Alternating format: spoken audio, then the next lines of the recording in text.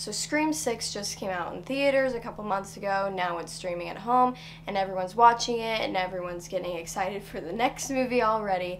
I thought I'd just talk about some Scream theories and predictions just to kind of get ready for Scream 7 coming out, start thinking about it, because there are a lot of things that have happened in these two previous movies that I think could point to some things that are going to happen in the new movie or that we'll see based on the old movies that came in the 90s. So this is going to be talking about those and just 7 predictions and theories about Scream 7, because why not? These are all just kind of my personal thoughts and kind of using what I know from the Scream franchise. I've seen every movie.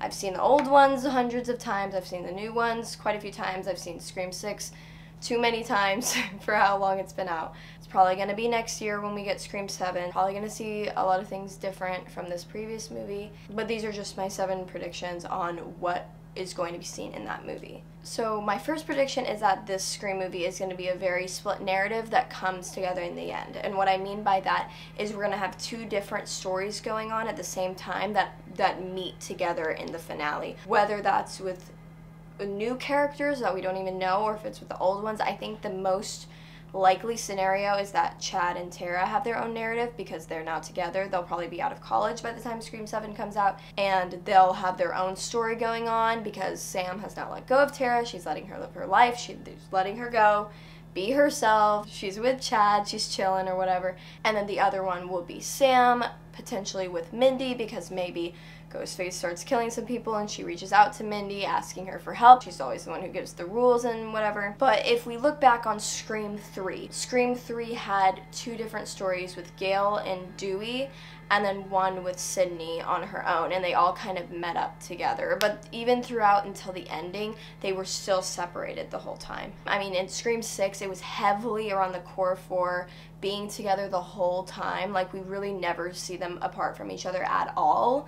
And so I think this one is going to split them up, which will make it a little bit harder for them to survive because they won't all be together all the time. It was the most like it's ever been, because if you look at Scream 1, they're kind of like, Gail and Dewey are kind of on their own, and Sydney is with all her friends, so they're kind of split there. Scream 2 is definitely split between Gail and Dewey and Sydney, and then Scream 3 is like heavy split between them. But I think in Scream 7, we're going to see less of them all together just all the time, and it's going to be more split off with Tara and Chad and Mindy and Samantha. Now, number 2, this is one I feel very strongly about, because if you look at the 2 previous movies, there's a very like big pattern. With the first movie, the killer being Richie, who was the boyfriend of the main character, which is exactly like Billy and Sydney.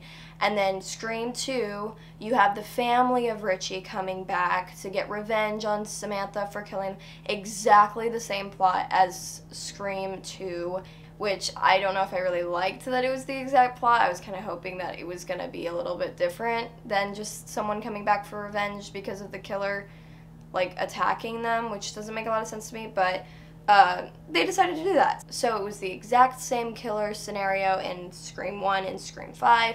It was the exact same killer scenario in Scream 2 and Scream 6.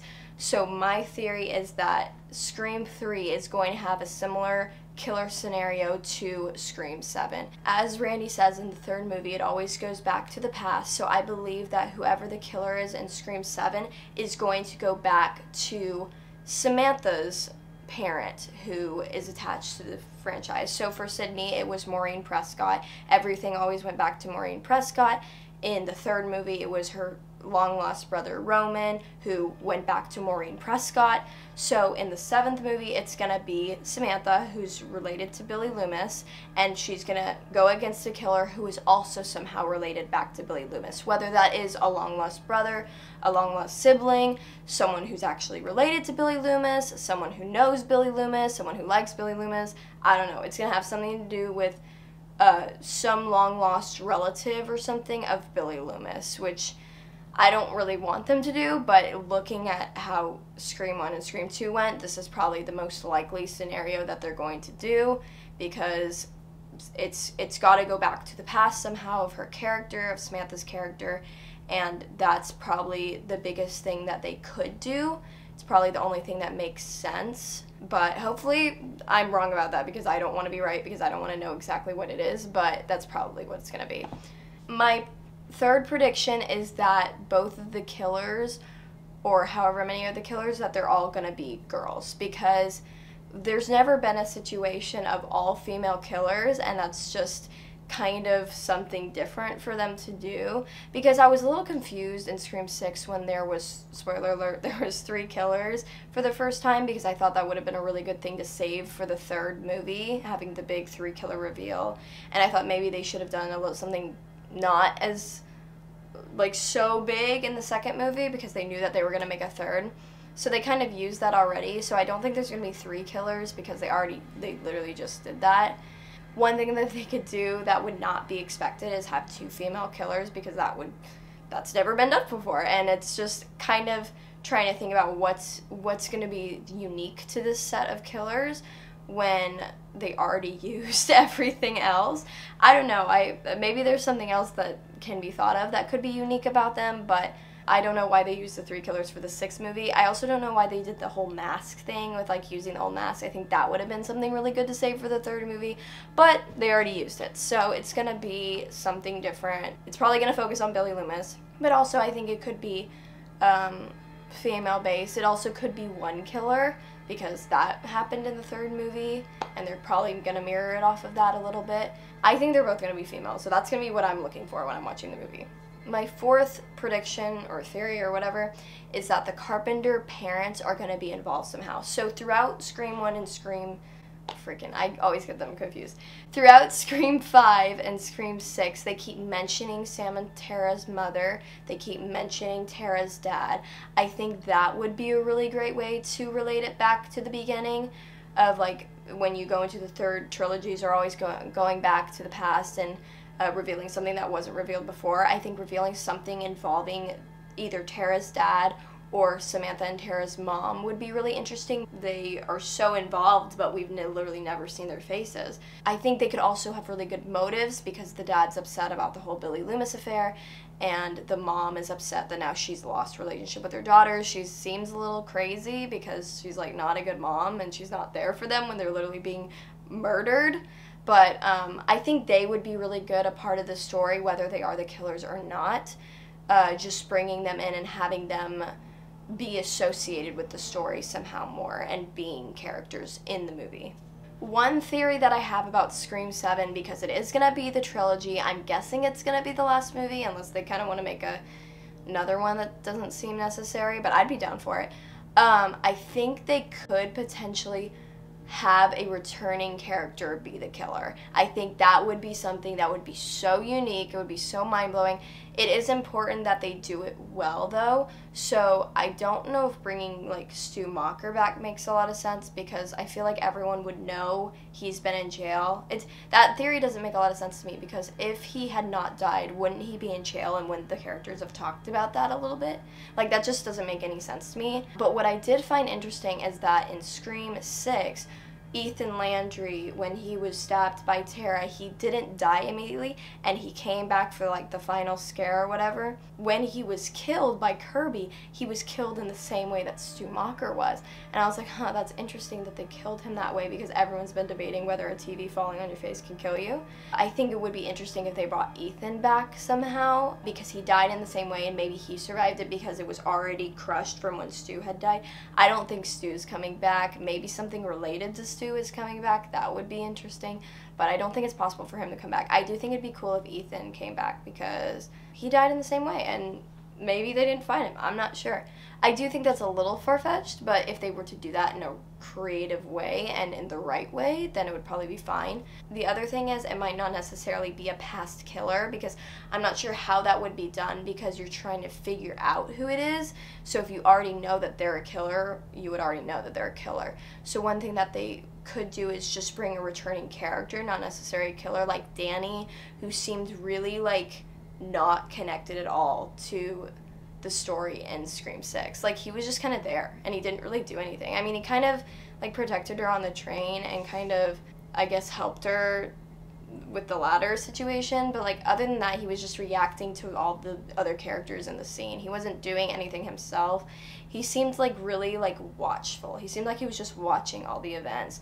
And then in the finale, he just randomly like, oh, okay, I won't come. She kicks him out, and then he just never comes, and then he shows up at the end. And it's like, where was he? Like, what was he doing?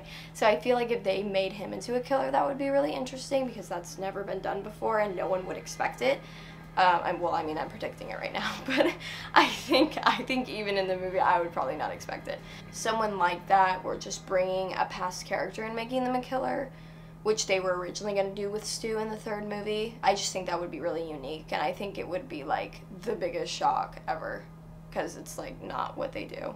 Okay, so number 6, this is just a prediction I have, and I don't know if a lot of people are going to agree with me on this, but I am predicting that the core 4 are all going to survive Scream 7. I think they're all going to survive the franchise, because at this point, like, we're too connected to them. I feel like it would just be a mistake to kill any of them off. I think all 4 of them bring something to it.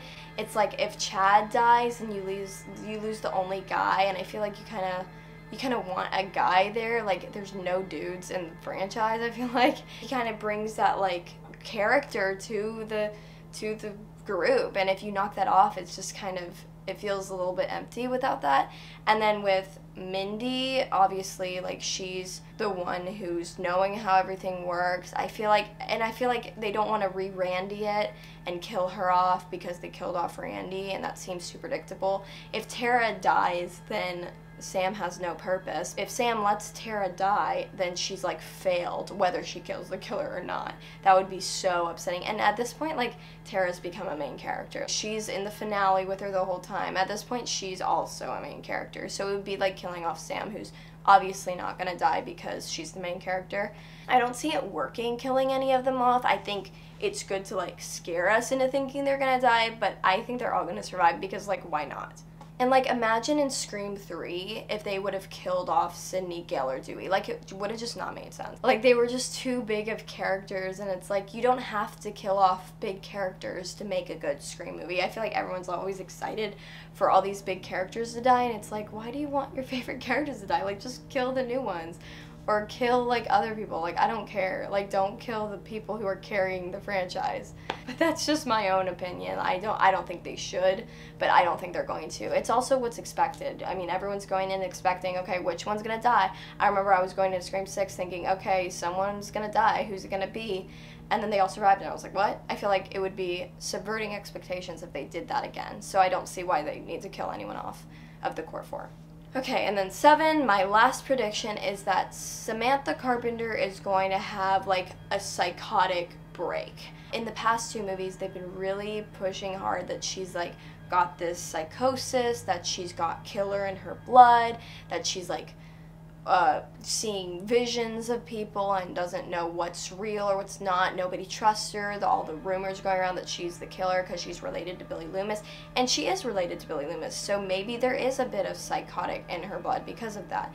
And I think in this third movie, they're really gonna either hit home on that, or she's actually, like, gonna have a moment where, like, things are happening and they're not real, especially since she's been through the Ghostface issue twice.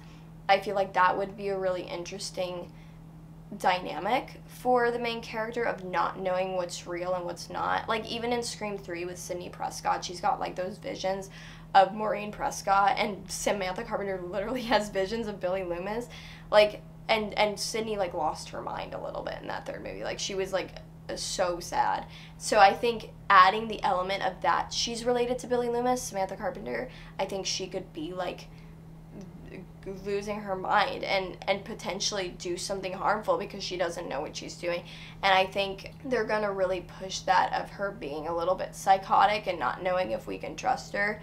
I don't think she's gonna be a killer. I think that would be a mistake because we're already too attached to her. But I do think she's gonna have struggles with balancing being Billy Loomis's daughter and being the main character. But yeah, those are all my predictions for Scream 7. Let me know if you have any Scream 7 predictions of your own and leave them in the comments. And that's basically all. Okay, bye.